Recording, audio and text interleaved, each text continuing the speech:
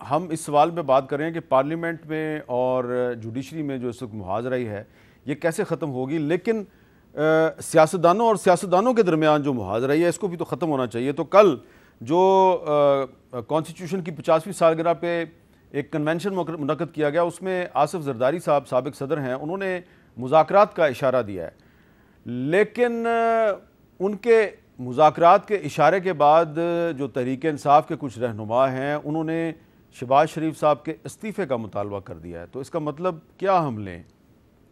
کیا واقعی عمران خان صاحب مذاکرات پہ راضی ہو چکے ہیں؟ وجہ اس کی یہ ہے کہ ان کا جو سابقہ موقف ہے وہ بڑا سخت ہے۔ کیا ہے ذرا دیکھیے۔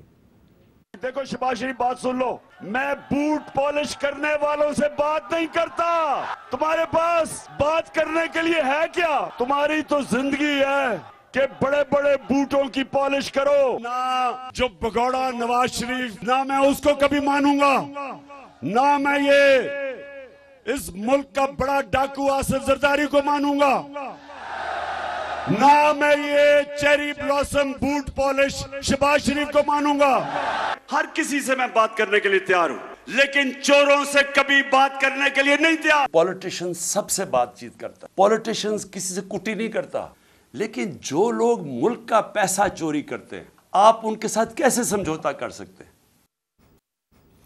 جی ہینا جیلانی صاحبہ کہ کل آصف زرداری صاحب نے ایک مذاکرات کا اشارہ دیا، لیکن ان کے مذاکرات کے پیغام کا جواب جو ہے وہ کافی نیگیٹو آیا ہے۔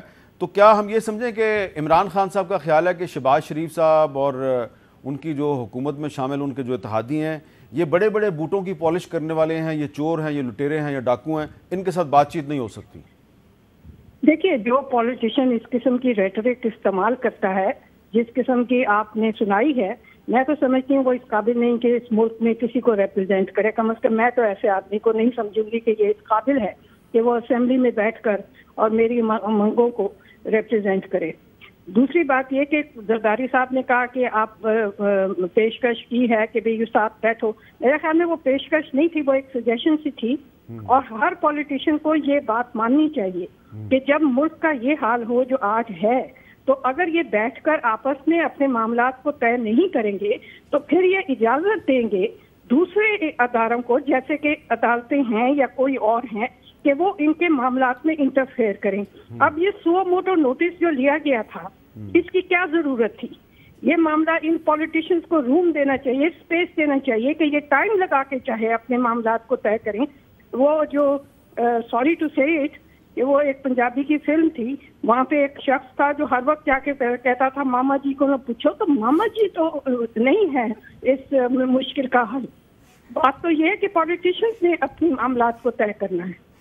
اچھا، آپ نے پہلے رضیہ کا بتایا کہ رضیہ گنڈوں میں گھری ہوئی ہے، اب آپ نے ہمیں ماما جی کے بارے میں کچھ بتایا، تو یہ ماما جی جو ہیں یہ سمجھ گئے ہوں گے لوگ کہ ماما جی کون ہیں، لیکن عابد زبیری صاحب آپ کو لگ رہا ہے کہ اگر یہ آپس میں انہوں نے بات چیت نہ کی سیاستدانوں نے تو پھر کچھ بھی ہو سکتا ہے؟ دیکھیے، بالکل ہینا جیلانی نے بالکل صحیح بات کی میڈم نے۔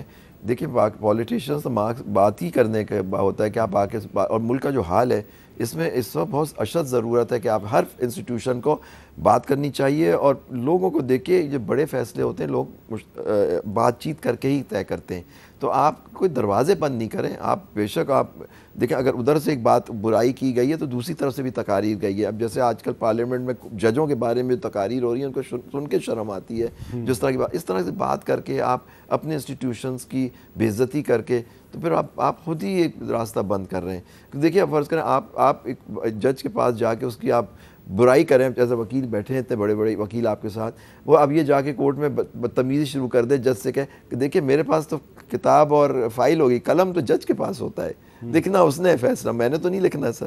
تو یہ چیزیں ہوتی ہیں، لیکن اس وقت جو اشد ضرورت ہے، یہی ہم نے میں نے as a president of supreme court bar یہی کہا ہے کہ بیٹھیں سارے اسٹیک ہولڈرز اور نکالیں ہمیں ملک کو اس مشکل سے بیٹھ کے۔ تو آپ مذاکرات کی حمایت کرتے ہیں؟ بالکل، ہر چاہے وہ سپریم کورٹ ہو یا پارلیمنٹ ہو، جہاں جہاں کانفلکٹ ہے وہ آپس میں دیکھیں، بات چیت کر کے طے کریں ضرور سر۔ جی ظفر اللہ صاحب، زرداری صاحب مذاکرات کی بات کر رہے ہیں، لیکن لگتا یہ ہے کہ مسلم لیگ نون ابھی آمادہ نہیں ہے۔ دیکھیے، جنگ عظیم دوم اول کا انجام بھی مذاکرات میں ٹریٹی آف ورسائے میں ہوا، اور جو دوم ہے یالٹا کانفرنس ہو، سان فرانسسکو ہو، جو اس کا انجام بھی مذاکرات میں ہوا، وہ افغان جنگ کا مذاکرات کے بغیر تو معاملہ بڑھتا نہیں ہے. سیاست نام ہی گیو اینڈ ٹیک کا ہے. یہ آرٹیکولیشن آف ڈفرینٹ انٹرسٹ ہوتے ہیں، درمیان میں نیگوشیٹ ہوتے ہیں. اس کے لیکن بعد پاکستان میں اب سیاست تو ہو ہی نہیں رہی، یہاں تو ہوا ذاتی یہ انتقام ہے، قبائلی جنگ ہے. ہم تو اصولاً کہہ رہے ہیں نا، اپنوں کو سمجھا بھی رہے ہیں نا، آپ کے ساتھ ساتھ لوگوں کو، اپنے لوگوں کو بھی. اور دوسری بات یہ کہ دیکھیے جب پارلیمان بنی تھی نا، شہباز شریف صاحب نے کھڑے ہو کے کہا تھا کہ یار ہم سسٹم کو تو نہیں مان رہے، لیکن ہم آئیں، آپ ٹائم سے بنی گئے، آئیں بات کرتے ہیں. زرداری صاحب نے اسپیچ کی تھی، بلاول صاحب نے بھی کی تھی. دوسری طرف سے موقف اب وہاں تبدیلی آئی ہے. آپ کو معلوم ہو کہ اسد کیسر صاحب بغیر اجازت کے تو نہیں بول سکتے نا، وہ تو ایک قدم آگے چلے گئے ہیں. وہ کہتے ہیں اچھا آئیے ہم آئین کی امینڈمنٹ کر کے آپ کے ساتھ بیٹھ کے الیکشن ڈیٹ بھی آگے لائن کی وجہ سے بھی تیار ہے. وہاں تھوڑا ہیٹ چونکہ آہستہ آہستہ آ رہی ہے نا، تو اس کے بعد اسد کیسر صاحب جو ہیں وہ جو ایک عمران خان صاحب کا ایک جو موقف ہے، جو میں نے ابھی تھوڑا سا آپ کو سنوایا ہے، زیادہ نہیں سنوایا میں جانتا ہوں، تھوڑا سا اور سنواؤں، چھوڑیں، تھوڑا سا اور سنیں. تلخی پھیلے گی. یہ سیاست ہے یا قبائلی جنگ ہے؟ ذرا بتائیں جی انہوں نے اور کیا کہا ہوا ہے. پہلا میرا ٹارگٹ ہوگا جس کے اوپر بڑی دیر سے، جو میری بندوق کی نشست پہ بڑی دیر سے اس کے اوپر آیا ہوا، وہ ہے آصف علی زرداری.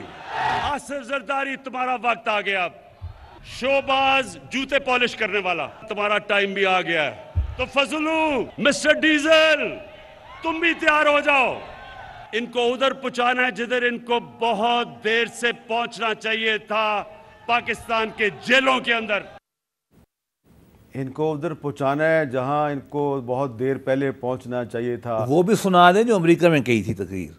اس کو میرے کلائنٹ کا میں اے سی نکلوا دوں گا. نہیں، اسی دن ہمارا کلائنٹ جو ہے شاید حقان عباسی، اسی رات اس کو عام بیرک سے نکال کے ڈیتھ سیل میں رکھا گیا تھا اسی رات. اور اگلے 7 ماہ رہا ہے، 7 ماہ. بات یہ ہے لیکن یہ ون وے ٹریفک نہیں ہے. عمران خان صاحب پہ بھی آپ نے کوئی کسر تو نہیں چھوڑی. میں آپ کو 100 کے قریب مقدمات قائم کر دیے. یہ تو شغل ہے، مقدمہ کوئی نہیں ہے. میں اگر تو کہوں جیسا کہ 2 بڑی پارٹیوں نے کچھ سیکھ لیا تھا، خان صاحب کو یہ نئی روایت ڈالنی نہیں چاہیے تھی. لیکن میرا دل تو کرتا اور ہے.